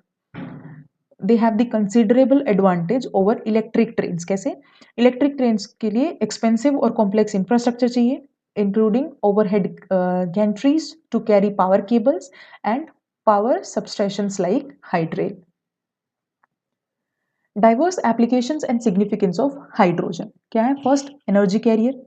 दूसरा, scientific research, it compound the synthesis. Industrial applications हैं, chemical industry में, ammonia production refining में, ग्रीन ट्रांसपोर्ट में भी हाइड्रोजन पावर्ड रेल या फिर modular fuel cell system, तो यहाँ पे भी अप्लाई होता है। इसके अलावा एप्लीकेशन जैसे यूज होता है स्पेस एक्सप्लोरेशन में, जैसे इसरो का क्रायोजेनिक इंजन हो गया। इन्वायरमेंटल एप्लीकेशन है, कार्बन कैप्चर करता है, पोल्यूशन को रिड्यूस करता है। न्यूक्लियर पावर में भी यूज होता है, जो हैवी वाटर मॉडरेटर्स रिएक्टर्स होते हैं। मेडिकल फील्ड में भी लाइफ सपोर्ट सिस्टम है एंड एंटीऑक्सीडेंट थेरेपीज। इंडिया का इंडिजिनस हाइड्रोजन ट्रेन अगर देखें, डिजाइन किया है research design and standard organisation RDSO जो लखनऊ में है। Manufactured by integral coach factory Chennai, जो कोचेस को मैन्युफैक्चर करेगी। मिनिस्ट्री ऑफ रेलवे ने प्रोजेक्ट अनाउंस किया था 2023 में, जिसका नाम था hydrogen for heritage. Union budget 2023-24 में भी अनाउंस और एलोकेट किए गए थे funds for developing 35 hydrogen fuelled cell trains. As a part of this venture, existing diesel electrical multiple units rakes will be retrofitted with the green hydrogen fuel cell, और trial root चलेगा gene से सोनीपत हरियाणा में। Global initiative देखिए अगर hydrogen production के लिए, world bank 10 gigawatt clean hydrogen initiative world bank चलाता है। क्लीन एनर्जी मिनिस्ट्रियल, ये international clean energy leadership platform है। ये CEM H21 coordinated by international energy agency developed according to CEM framework document, और India उसका member है। उसके अलावा ग्लोबल प्रोग्राम है फॉर हाइड्रोजन इन इंडस्ट्री जो 2021 में लॉन्च हुआ था। इंडिया के इनिशिएटिव अगर देखें, first is national green hydrogen mission. Recently prime minister ने फाउंडेशन रखी थी for India's first green hydrogen hub in Visakhapatnam. इसके अलावा green hydrogen standard for India जो डिफाइन करती है emission threshold for green classification, and there are guidelines for pilot projects for utilizing green hydrogen in shipping and steel sector. Next topic is end of life vehicle rules 2025। Ministry of Environment, Forest and Climate Change ने notify किए हैं Environment Protection Rules 2025 end of life vehicle। अब ये rules notify किए गए हैं under environment protection act 1986 और force में आए 1 अप्रैल 2025 5 से। एंड ऑफ लाइफ व्हीकल मतलब सारे व्हीकल्स जिनकी वैलिडिटी खत्म हो चुकी है, रजिस्टर्ड वैलिडिटी, और वो डिक्लेयर किए गए हैं as unfit through automated fitness centre और their registration have been cancelled, तो वो सारे आते हैं एंड ऑफ लाइफ व्हीकल्स में। एप्लीकेबिलिटी देखें तो it apply to producer, registered owner of vehicles, registered vehicle scrapping facility and automatic testing stations involve है इसकी टेस्टिंग में, हैंडलिंग में, प्रोसेसिंग में एंड स्क्रैपिंग में। एक्सेप्शंस क्या क्या है, किस किस में अप्लाई नहीं होते? वेस्ट बैटरीज कवर नहीं होती under battery waste management rules 2022। Plastic packaging include नहीं है इसमें under plastic waste management rules. Waste tyres and used oil वो भी कवर्ड नहीं है under hazardous and other waste rules 2016। And e waste जो ई वेस्ट रूल्स के under cover होते हैं, वो सारी चीजें इनमें अप्लाई नहीं है। Next, producer responsibilities. प्रोड्यूसर की रिस्पॉन्सिबिलिटी है कि वो fulfil extended producer responsibility either through the purchaser of EPR certificate generated by its own RVSF और बाय एनी एंटिटी जिसके पास RVSF हो, रजिस्टर्ड व्हीकल स्क्रैपिंग फैसिलिटी हो। नेक्स्ट इज EPR सर्टिफिकेट जो issue करता है central pollution control board through centralised online portal in favour of RVSF. There is responsibilities of registered owner and bulk consumer. They must deposit EOLV at any of the producer designated sales outlet या फिर designated collection center और RVFF within 180 days. Implementation committee central government बनाएगी and chaired by CPCB chairman for implementation of this. Next is corporate average fuel efficiency norms. Centre impose करेगा penalties on some car makers, किसके लिए? क्योंकि उन्होंने violation किया है corporate average fuel efficiency norms का। अब ये नॉर्म्स हैं क्या? फर्स्ट नोटिफाई किए थे गवर्नमेंट ने 2017 में under energy conservation act 2001। Objective क्या है? फ्यूल कंजम्पशन को कम करना by lowering the carbon dioxide emission, oil dependency को रिड्यूस करना और एयर पोल्यूशन को कम करना। It relate to the gasoline equivalent corporate average fuel consumption to the corporate average curve weight of all the cars sold by any original equipment manufacturer एक financial year, एक physical year में जितनी cell होती है उसके base पे। Applicability क्या है? अप्लाई होता है सारी petrol, diesel, liquefied petroleum gas, CNG etcetera with gross vehicle weight less than 3500 kilos. Next topic is global energy alliance for people and planet. The GEAPP and international solar alliance दोनों ने sign किया है एक agreement जिसके under वो establish करेंगी $100 million fund जो support करेगा high impact solar energy projects को। इसके अलावा कुछ एडिशनल इनिशिएटिव अनाउंस किया गया है। Digitalisation of utilities for energy transition and energy transition innovation challenge. अब ये गैप के बारे में देख लेते हैं। Global energy alliance for people and planet एक ग्लोबल पब्लिक प्राइवेट इनिशिएटिव है जो फोकस करता है on clean energy transition in developing countries. Objective है इसका 1 बिलियन लोगों तक एनर्जी एक्सेस पहुंचाना, 150 मिलियन ग्रीन जॉब्स क्रिएट करना और 4 बिलियन टन्स ऑफ एमिशन को अवॉइड करना। Focus area distributed renewable energy solution, energy poverty alleviation and sustainable development. Amendment to ALMM orders. Ministry of new and renewable energy ने approve की है amendment to approved list of models and manufacturer order 2019। अब इस amendment की highlights क्या है? Introduction of ALMM list 2 जिसमें solar PV cells आते हैं। ऑल सोलर PV मॉड्यूल्स जो यूज होते हैं गवर्नमेंट बैक्ड प्रोजेक्ट्स में, नेट मीटरिंग प्रोजेक्ट्स में and open access renewable energy initiative must source their solar cell from ALMM list 2। अब list 1 में के under ALMM framework was issued in 2021 जो list 1 आई थी। It mandated the source PV modules for models and manufacturing included in list 1। Exemptions क्या है? वो projects जिनको ऑलरेडी अवार्ड या कंप्लीट हो चुका है, जिनका बिडिंग प्रोसेस, वो इसमें नहीं आते। Promoting technology and innovation, thin film solar modules manufactured in integrated solar PV module manufacturing units will be considered in compliance with the requirement to use solar PV cells from list 2। Implementation होगा इसका 1 जून 2026 से। Next is river linking project. Prime minister laid the foundation stone of Ken-Betwa river linking national project. It is a part of India's national river linking project NRLP, जो aim करता है to divert the surplus water from Ken basin to water scarce areas in the Betwa basin. Target 2030 तक complete हो जाएगा। Location है इसकी Madhya Pradesh and Uttar Pradesh, focusing on the drought prone Bundelkhand region. 2 phases में होगा, phase 1 and phase 2।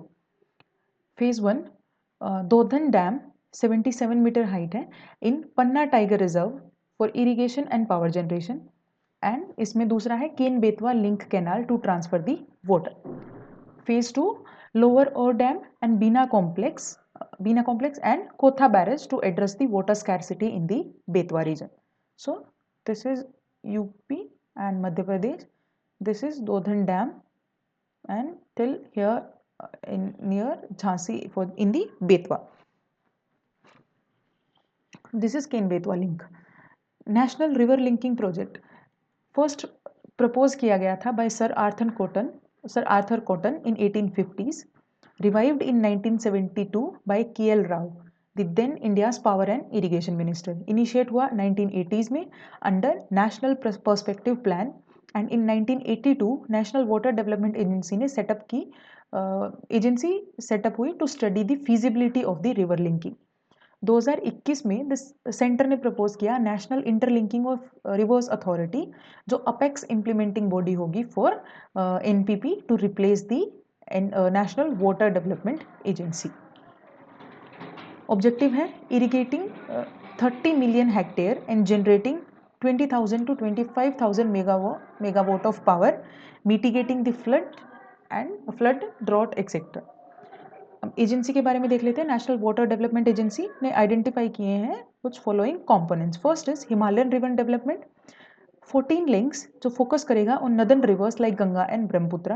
Peninsular rivers में 16 लिंक्स आते हैं जो including Ken Betwa, and intra state for within state water management.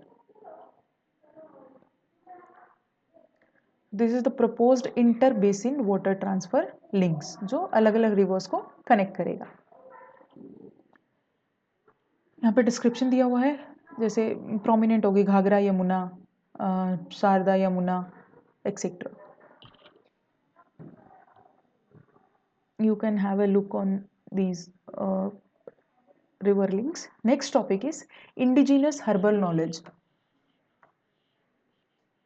Herbal patents were granted to custodians of herbal traditional knowledge from Jammu Kashmir and Gujarat.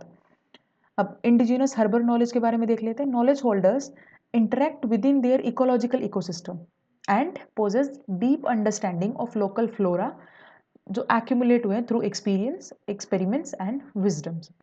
India में 17,000 species हैं of high plants, 7,500 among them 7,500 are known for medicinal use, and there is initiative to protect the traditional knowledge in India, जैसे कि traditional knowledge digital library, national IPR policy, etc.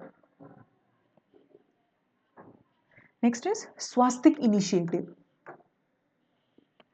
Significance of Swastik initiative highlighted during the International Conference on Communication and Dissemination of Traditional Knowledge. SVASTIK क्या है? It is scientifically validated societal traditional knowledge, coordinated by CSIR national institute of science communication and policy research. इसका objective है traditional practices को preserve करना, scientific validation को promote करना। Its significance it disseminates the scientifically validated traditional knowledge through social media, जो 17 अलग अलग languages में प्रमोट करता है इसी नॉलेज को। नेक्स्ट इज ग्रह, green rating for integrated habitat assessment. Inland waterways authority of India का है इंटर मॉडल टर्मिनट एट कालूघाट इन बिहार, जिसने 5 स्टार रेटिंग रिसीव की है फ्रॉम ग्रह से। Terminal it is a part of world bank funded जल मार्ग विकास प्रोजेक्ट का पार्ट है, जिसको वर्ल्ड बैंक फंड करता है for capacity augmentation of national waterway 1 river Ganga. ग्रह के बारे में देख लेते हैं। जॉइंट वेंचर है ministry of new and renewable energy का and energy and resource institute का, टेरी का। ग्रह एक रेटिंग टूल है जो इवेलुएट करता है environmental performances of the buildings holistically over its entire life cycle, जो एक डेफिनेटिव स्टैंडर्ड प्रोवाइड करता है एक आइडियल ग्रीन बिल्डिंग को बनाने के लिए। आइडियल ग्रीन बिल्डिंग का जो स्टैंडर्ड है वो, उसके लिए स्वगृह क्या है? Simple versatile affordable Griha. It is given to all small scale stake holders, जिसमें बंगलोज या स्मॉल ऑफिसेस सब आ जाते हैं। Next is CAIRO, Cairo call to action. World urban forum ने कंक्लूड किया है 12th एडिशन इन कायरो, जो इजिप्ट में है, with the adoption of 10 point Cairo call to action. अब वर्ल्ड अर्बन फोरम इस्टेब्लिश हुआ था 2001 में बाय UN। ये एक प्रीमियर ग्लोबल कॉन्फ्रेंस है on sustainable urbanisation. It calls for urgent action, किसके लिए? जो एड्रेस करे ग्लोबल हाउसिंग क्राइसिस को, शेयर अर्बन स्पेसेस इंक्लूसिवली, और अर्बन प्लानिंग को यूज करे to deliver the better local outcomes. इसके अलावा फोकस करता है on achieving the global goals through local action, representation of local actors at all the levels and building alliance to scale the local impact। इसके साथ साथ ये बात करता है अनलॉक करने की finance for cities and communities, ensuring the equity and justice, जो लेवरेज करता है local and grass root data to harness the culture and heritage as an asset for sustainability. Next is Indian green building council. Upcoming Durgesh Aranya zoological park, जो Bankhandi in Kangra district Himachal Pradesh में, would become India का first zoo जो receive करेगा certification from IGBC, Indian green building council, for its sustainable and eco friendly initiatives. IGBC क्या है? Part है confederation of Indian industry का, जो 2001 में बनी थी। विजन क्या है? ये फैसिलिटेट करता है कि India to be one of the global leaders बने in the sustainable built environment by 2025। Develop new green building rating programmes, certification services provide करता है, और green building training programmes organise करता है। The council also organises green building congress, जो इसका annual flagship event है on green building. Next is net zero banking alliance. Recently, Wall Street's biggest bank, including Goldman Sachs Group, INC, etc., have announced exit from NZBA, Net Zero Banking Alliance. अब ये क्या है? एक बैंक-led and UN-convened, it is a group of leading global banks. Global bank का एक group है जो committed है to align their lending, investment and capital market activities with net zero greenhouse gas emission by 2050। कोई भी Indian bank net zero banking alliance का member नहीं है। It is a climate accelerator for UNEP's finance initiatives, principle for responsible banking. Bharat clean tech manufacturing platform. Recently union minister of commerce and industry ने launch किया है Bharat clean tech manufacturing programme at Bharat climate forum 2025। अब ये manufacturing platform क्या है? Design किया गया है इंडिया का क्लीन टेक वैल्यू चेन को इनहेंस करने के लिए in solar, wind, hydrogen and battery storage sector में। इसके साथ साथ ये अपॉर्चुनिटी प्रोवाइड करता है इंडियन फर्म्स को कि वो कोलैबोरेट कर सके, को इनोवेट कर सके और एक प्लेटफॉर्म प्रोवाइड करवा सके फॉर फाइनेंसिंग। इसके साथ साथ it help India to become attractive business case and global leader in sustainability and clean tech sector. Next topic is India launched the world first green steel taxonomy। Union ministry of steel ने launch किया है ये taxonomy, world's first green steel taxonomy. की features क्या है इसके? First is definition of green steel, steel with CO2 equivalent emission intensity of less than 2.2 ton of CO2 emission per ton of finished steel. इसके साथ साथ ये provide करता है स्टार रेटिंग सिस्टम जो based on greenness. Threshold limit for star rating will be reviewed every 3 year, हर 3 साल के बाद रिव्यू की जाएगी। और current threshold limit is 5 star green rated steel, जहां पे एमिशन इंटेंसिटी है it is less than 1.6 ton. 5 star के लिए, अगर 4 स्टार है तो ग्रीन रेटेड स्टील बिटवीन 1.6 से 2 टन के बीच में जो होगा, और 3 स्टार के लिए between 2 to 2.2 tonne. Nodal agency होगी इसकी NISST, national institute of secondary steel technology, जो देखेगी इसका मेजरमेंट, रिपोर्टिंग एंड वेरिफिकेशन और issue of greenness certificate and star rating. तो नोडल एजेंसी हो गई NISST. Importance of green steel taxonomy, ये एडवांस करेगा national mission on green steel and global competitiveness को इंक्रीज करेगा। Next is champions of earth award 2024। UNEP ने announce किए हैं ये अवार्ड्स। 2024 का life time achievement category is awarded to Indian ecologist, कौन, Madhav Gadgil, is renowned for his work in ecologically fragile Western Ghat region in India। अब इन championship of earth award के बारे में देख लेते हैं। एनुअली अवार्ड होते हैं 2005 से कंटिन्यूसली हर साल दिए जाते हैं। यूएन का हाईएस्ट एनवायरमेंटल ऑनर है। 2024 में UNEP honours individual and organisation working on innovative and sustainable solution. 2024 का इसके लिए मिला था, जो इनोवेटिव एंड सस्टेनेबल सॉल्यूशंस के लिए काम कर रहा हो, चाहे इंडिविजुअल हो चाहे ऑर्गेनाइजेशन हो। कैटेगरीज कौन कौन सी है जिसमें दिए जाते हैं? First is policy leadership, inspiration and action, entrepreneurial vision and science and innovation. Next is disaster management. 150 years of India meteorological department, IMD को 150 साल पूरे हो गए हैं। Prime minister launch the mission Mausam, इस 150 साल होने पे। मिशन मौसम क्या है? मिनिस्ट्री ऑफ अर्थ साइंस के अंडर होगा। एम है इसका इंडिया को weather ready and climate smart country बनाना, जो मिटिगेट करेगा इम्पैक्ट ऑफ क्लाइमेट चेंज और एक्सट्रीम वेदर इवेंट्स के नेगेटिव इम्पैक्ट को कॉम्बैट करेगा। Implementation, first phase of mission Mausam implement during 2024 to 26 तक चलेगा और फेज 2 इम्प्लीमेंट होगा 2026 से 31 तक। IMD, the Indian Institute of Tropical Meteorology and National Center for Medium Range Weathering Forecasting, ये तीनों ही एजेंसीज इसका इम्प्लीमेंटेशन देखेगी।